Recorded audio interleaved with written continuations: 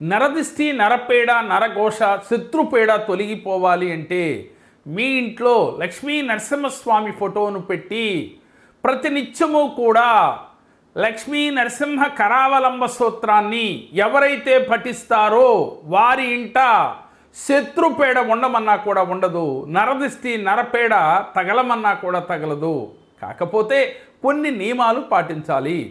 ఎప్పుడైతే మీ పూజా మందిరానికి డోర్లు లేకుండా లక్ష్మీ నరసింహస్వామి ఫోటో పెట్టుకోకూడదని మన పెద్దలు తెలియచేస్తూ ఉన్నారు. మీ పూజా మందిరంలో కొంత జాగ్రత్త నియమనిష్టలు అవసరము. అలా ఉన్నవారు ఆ స్వామిని ఆరాధిస్తే లక్ష్మీ కటాక్షంతో పాటుగా నరదిష్టి, నరపేడ, నరఘోష, శత్రుపేడ సత్వరమే తొలగిపోతుంది. కాంతి కిరణాలను ప్రసరించే అఖండ కార్తీక జ్యోతి ఒకటే అన్ని సమస్యలకు పరిష్కారం. కేరళ జ్యోతిష సంఖ్యా శాస్త్రం ఒకటే. బ్రహ్మశ్రీ డాక్టర్ జేకేఆర్ గారిని ఈ రోజే సంప్రదించండి.